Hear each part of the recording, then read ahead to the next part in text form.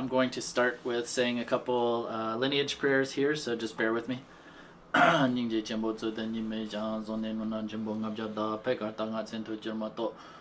tuji chen la gu cha za chuku kundu zambo gombo yi dorji zimba gara dorji tan shiri zinga pardi jina de tama junda ta dusun ji zo jen jupe lama la so de ganri tu karin jin nimba gu yondan kunjan gawe che tsa do nimbo donzi bebe na jop kunjin chuki jopo la so de shi che kunjin ro la je ter jime wuzo yandro tuk ter zo wuzo lonjin nangke na jopa jime lingbe chab la so de Ridan jabo jeno janable gombe lone pobe terje dro londo jutsu janzo ngonjo mi pam jambe yana so de o men juji yingi podran ne duzon sanji kongi ngo ni ranzen chuko mutsun don zepe zawe lami jabla so de ne lo topa je or jinji lo dazo dro lo na chula jur ganda chuchu dongo jinda na de lamar jowa gan suda dinder de mi Tami Chiji Chabab na Nyambar Dopa Tata Dershi, Lai Ketan Lutan Nuchinke, Drone Data Mi Kenamge, Droa Kungi Drake Jinepa, Tamji Kedo Dagi Chuten Do.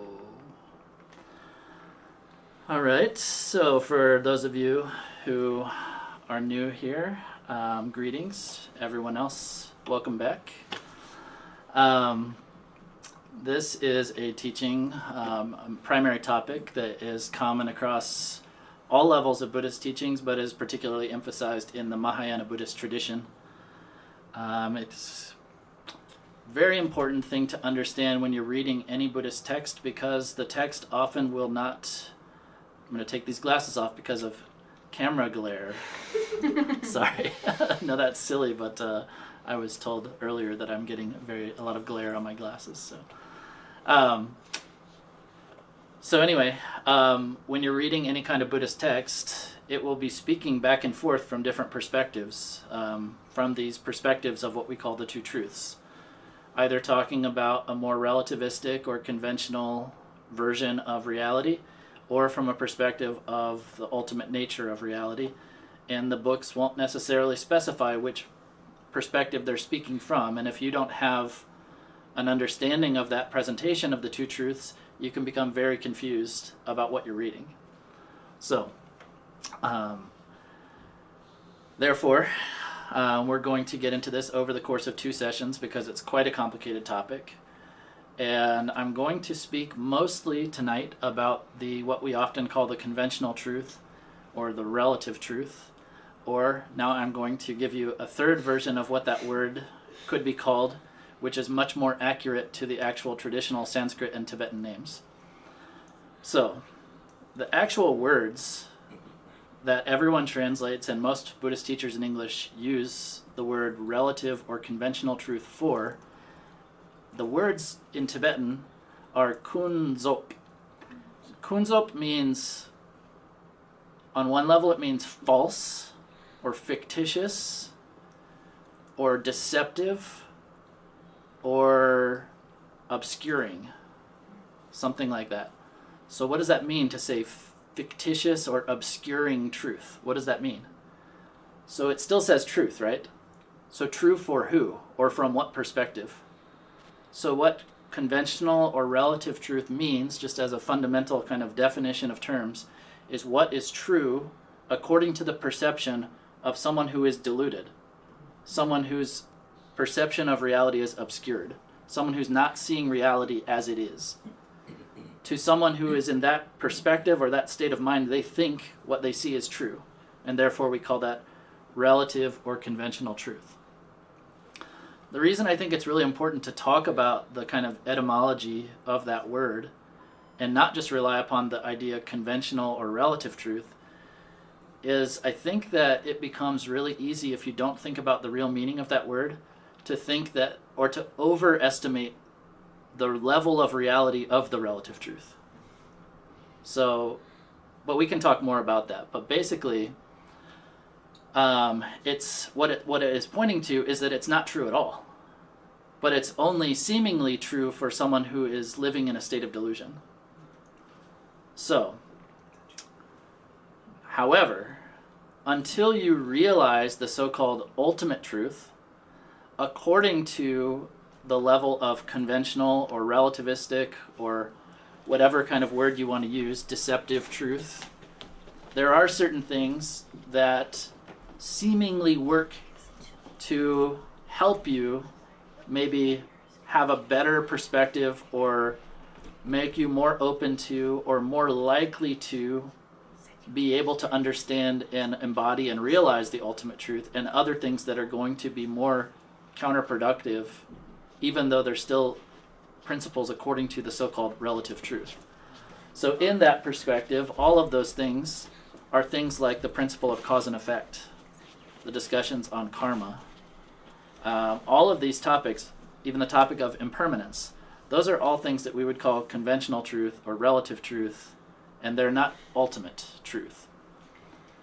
So when I say that there are certain things that seem to, or that do, maybe make you more likely to be able to encounter or understand or realize the ultimate truth, we're not going to specifically go into all the details about why the ultimate truth is the ultimate truth or establishing that through reasoning. We're going to take care of that next month.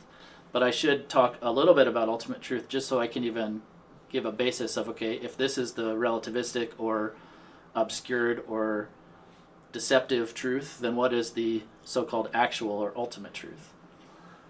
So the ultimate truth, one way of defining that is both the mind and the object of the mind of an undiluted being. So like a Buddha. That's one way of talking about it. So the Buddha's awareness itself, you could say, is the ultimate truth, and what the Buddha sees is the ultimate truth. So I was saying that I think that it's probably not that easy to imagine what the Buddha's mind is or what the Buddha sees. That's very abstract for us right now.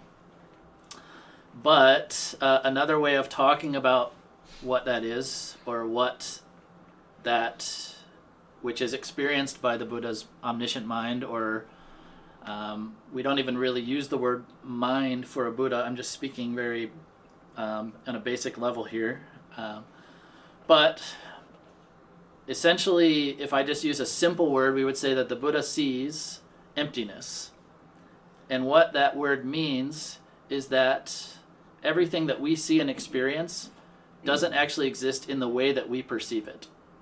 So if I'm talking about my so-called conventional or relativistic perception of anything, of the person standing in front of me, the way that that is being perceived is through the lens of my delusion, the lens of my habitual patterns, the lens of my conditioning from this life and even past, infinite past lives, is leading me to have an experience of that person which isn't the reality of what that person is.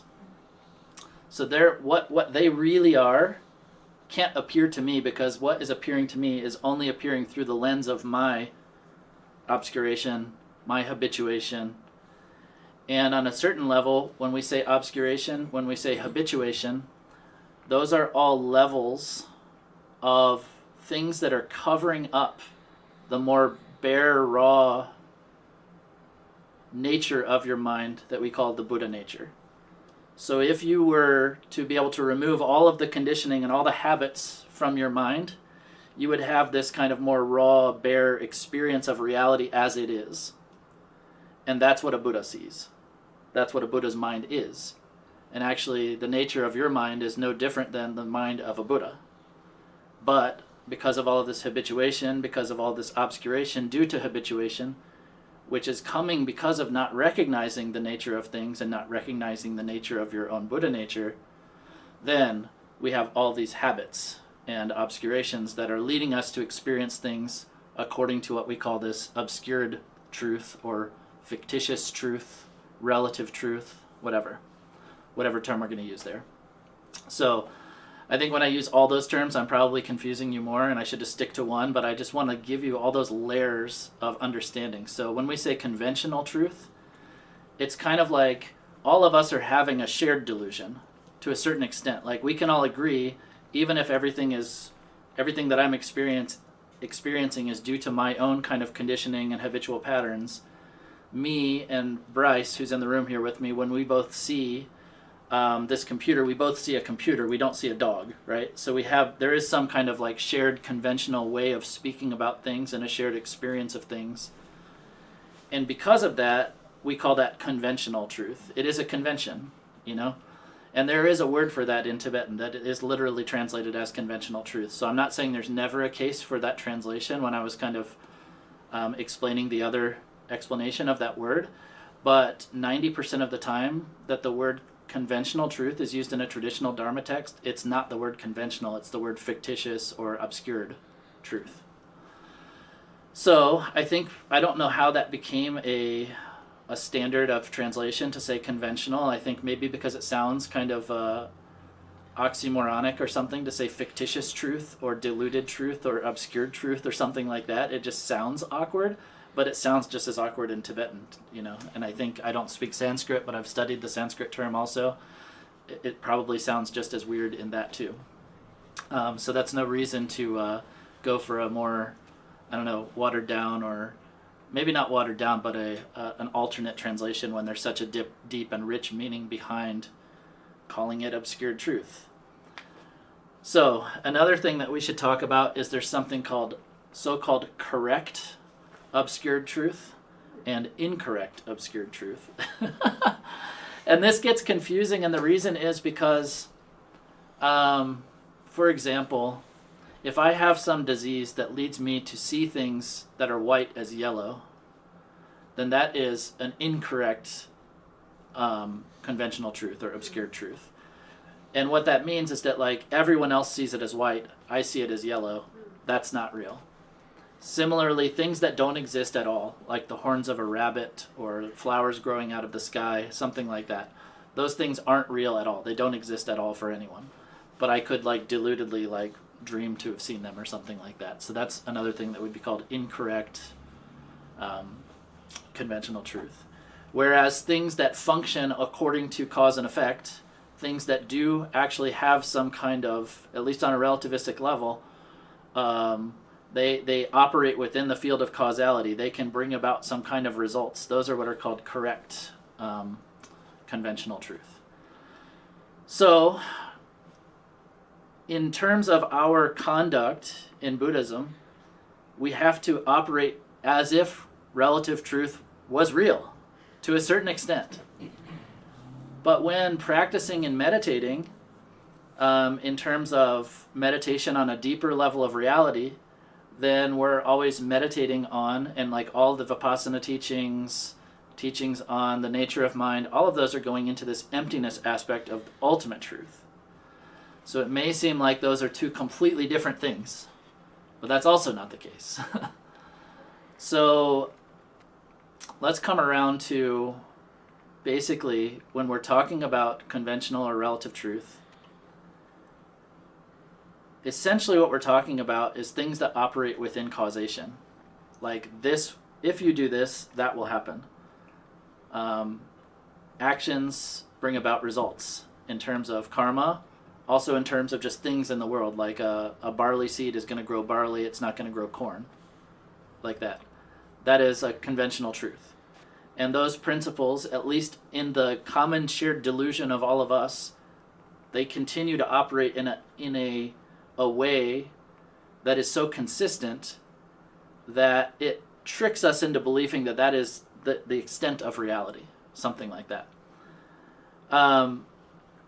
And it's important when we're practicing to practice with our conduct in accordance with conventional reality, even though we're trying to practice in accordance with ultimate reality in terms of some meditations and things like that.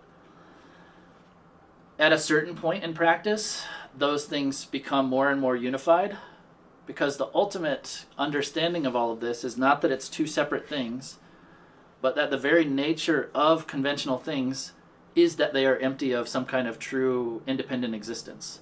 So it's kind of two sides of the same coin. However, when we're operating in our ordinary day-to-day life, we're very unlikely, unless we're highly trained in these meditations, we're highly unlikely to be able to see things and experience them in accordance with their empty nature or their interdependent nature, and we do fall into a kind of grasping or clinging to the true independent existence of things. And one of the main kind of principles in this whole teaching on the two truths is that without relying upon the conventional truth, you'll never have any opportunity to ever experience the ultimate truth. And it is, on one level, the ultimate truth, on the deeper level, that liberates you from suffering. But without relying upon the conventional truth, you have no access to the ultimate truth. So there's a couple ways in which that's the fact. And so let's talk about something that's called the generation of merit. And so when we talk about generation of merit, basically if we're talking in terms of Buddhist practices, that is any kind of practice that deals with conventional reality, acts of generosity, patience, diligence, discipline, meditation that is not in terms of ultimate reality, meditations on calm abiding, loving kindness, tonglen, compassion, any of those kind of practices are all conventional level practices. They are working in a perspective where there is a me, there is a you, there is an act I can do in relation to you, or there is, another way that Mipam Rinpoche, he defines the conventional truth is, this is a little bit of a technical linguistic thing. It says anything that you can talk about, sheju juksum, anything that you can know with your ordinary mind, and anything that you can kind of engage with in an activity is conventional reality or conventional truth. So that may make you think, okay, well then can you not know the ultimate reality? And that's where you get into a technical distinction between knowing with your ordinary level of mind and the way that ultimate reality is known. And we're going to talk more about that next month. But essentially, like, ordinary mind means that there is a subject and an object. There is like a me knowing something instead of, I'll just give a very brief example of what a non-dual state of mind is. Is like, let's say that someone in a deep state of meditation is seeing the emptiness of their own mind. In that experience, there is no me meditating on this. There's a complete freedom from elaborations of any kind of conceptual input and an experience of the actual, like, bare reality of the nature of reality, the nature of things. So there's no me and this. There's no me knowing that something that's separate from me, something like that. But in any of our ordinary levels of consciousness, there's always my eye consciousness seeing your body, my ear consciousness hearing that sound, my thinking mind thinking about some object or person or situation. So there's always a subject and an object. So anything in that situation, whether it's the state of mind or the object that's being thought about, is conventional truth, conventional reality. So one place where this comes really, really importantly is whenever you're reading a book, a Dharma book, and they start talking about emptiness, or they start talking about ultimate truth, and they're like, well, if everything's empty, then why would I act generously? Why would I develop diligence? Why would I have faith in the Buddha? Why would I practice any kind of ethics? And that's where this whole conversation comes in. It's like, if you don't understand the two truths, then everything's going to look contradictory, because I'll say conventionally everything exists, ultimately nothing exists, something like that. That's one way of talking about the two truths. And if you say, well, if ultimately nothing exists, then why should I care about anything? And there are some linguistic tricks around this, some ways of talking about this that make it more complicated than what I'm saying right now. There are a lot of nuances to this kind of conversation, and even the words that we use to describe those situations. But if I give a really brief version, it comes back to what I was saying before, that without relying upon the conventional, there's no way to understand the ultimate. And so when I was talking about all of those more conventional practices, I listed off the first 5 of the 6 perfections. So if you want to know more about that, there's videos in our video library on YouTube about the 6 perfections individually. But basically, without acting as if things matter, like your karma and your actions and thoughts, you're setting yourself up into... let me backtrack. relativistically, you're still experiencing things as if they're real, okay? As if they are true in the way that they appear to you.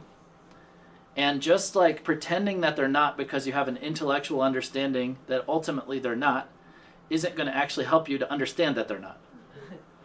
And actually, if you become someone who decides that nothing matters, then you're not careful about your conduct and you're not acting according to the principles of karma, then you're not working in a realistic level with where you are as a person in your own development. So if you're a person who still believes everything's real, then everything is real for you, and it will continue to function as if it's real within you in terms of creating good and bad habits, opening you or closing you off from certain potentials or certain experiences of reality. And so what that might mean is when we often talk about something called merit. I mentioned this before, but I want to come back around because I didn't finish that loop. Something called merit in Buddhism that we talk about a lot. We say that there's something called the two accumulations. So often we say that the ground of reality is the two truths. The path is the two accumulations. So what does that mean? It means that you have to be acting in accordance to with the principle of conventional reality.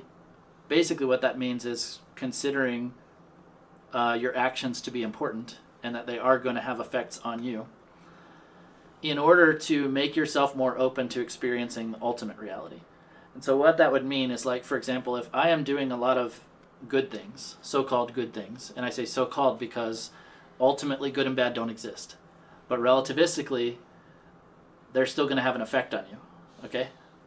So in this relative reality, if I'm doing a lot of really bad things, then I'm going to have a lot of fear, regret, panic, a lot of heavy feelings and heavy experiences that are making me into a situation where I'm more and more closed off from even trying to experience this kind of ultimate reality. If, on the other hand, I am being very concerned with doing good things, helping others, overcoming my sense of self-importance,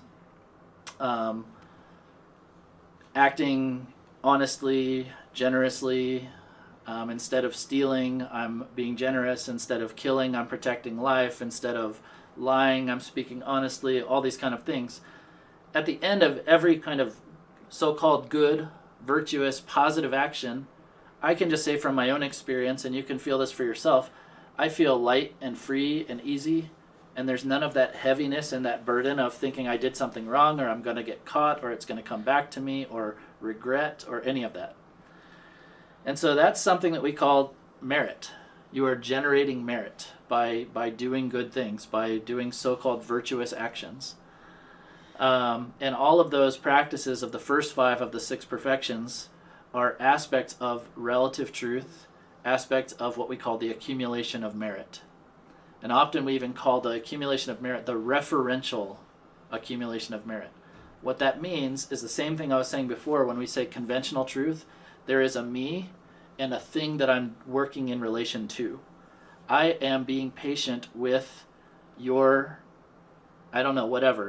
your late tardiness to this, to a meeting that we're supposed to have. I am being generous to you. And I am referencing in my mind that there is some object that I'm being generous with to another person who truly exists, and I'm giving it to them. So there's always this me and something that I'm working with in terms of that relationship when we say referential accumulation of merit. And in the same way, I was saying that anything in the conventional truth, according to Mipam Rinpoche's definition, is something that has that kind of reference, something that your mind can know in terms of a subject-object relationship, or that you can engage with in terms of I'm engaging with this. So there's a subject-object relationship. So all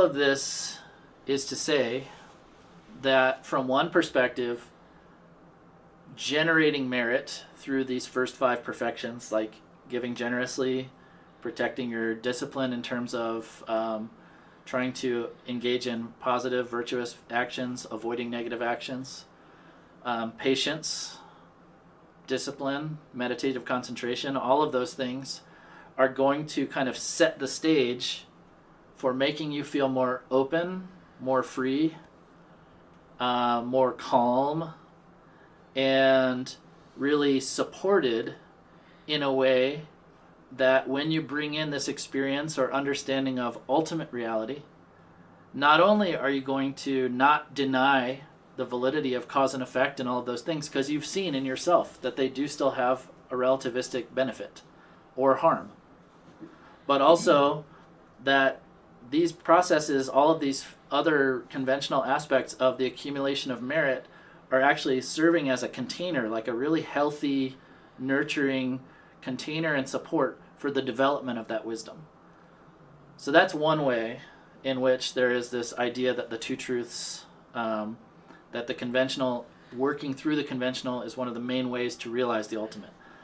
The other deeper way I'm going to talk more about next time, but it's that there is no ultimate separate from the conventional.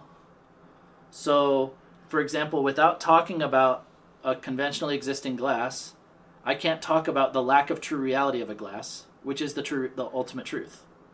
Ultimate truth is that this glass doesn't truly exist. And I'm not even going to get into the details of what that means yet. That's like for next month's conversation. But, there's a really important text from Mipam Rinpoche that's called The Beacon of Certainty. And I don't know if I recommend for you to read that book right now or not, because it's extremely challenging. It's like the most difficult points of the whole like middle way philosophy of emptiness. And the main topic of the book is, one of the main topics that carries through the whole book is the union of the two truths, the union of the ultimate and conventional. However, it's an extremely challenging book if you haven't already studied. It's like a book that you read as like a master's class after having a whole bachelor's on the subject of emptiness philosophy, something like that. So, but one of the main points that he makes in that is that when he's talking about you have to rely upon the conventional to get to the ultimate, is if you don't have something that you think is real, then you can't have an ultimate that is supposedly the lack of that reality.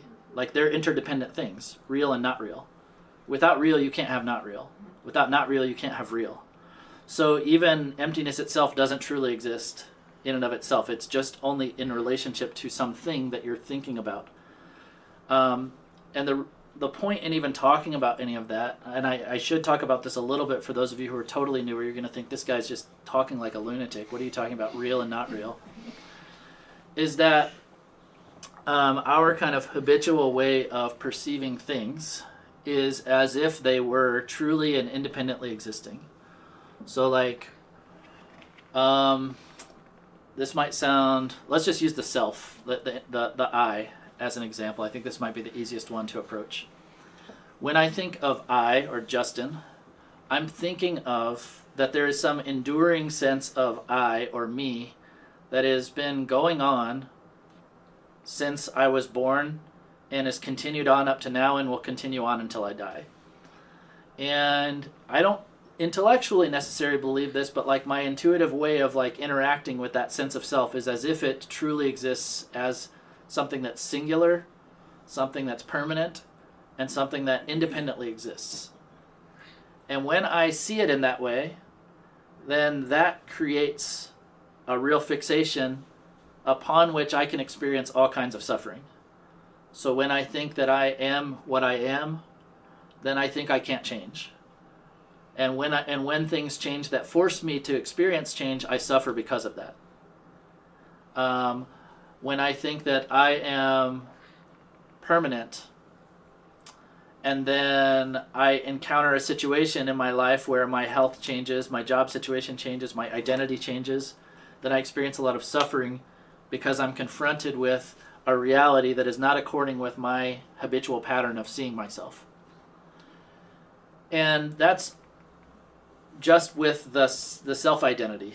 We talk about that same kind of level of reality for all things that we experience. Like we experience them as if they were permanent, singular, and independently existing. So let me just give you a couple reasons why Justin, isn't singular, permanent, or truly existing. So I'm not singular because there are all kinds of times in my life when I think, first of all, when I think of what I am, I'm thinking about my body, I'm thinking about my feelings, I'm thinking about the thoughts that flow through my mind, I'm thinking about my emotions, I'm thinking about all the layers of identity I carry. There's just all these different things, and I kind of lump them together, and I think Justin. But what I'm really experiencing is a body. I'm experiencing the ups and downs of my feelings that change every moment. I'm experiencing the flow of impermanent thoughts that are constantly flowing through my mind and changing from moment to moment. The flow of emotions that are constantly changing. But I want to grasp all that and solidify it and think that's me, and that's one thing. That's some kind of singular thing. So in Vipassana meditations, one of the meditations is to look for that self. Where does it exist? Does it exist in this way? Is it singular, permanent, independently existing?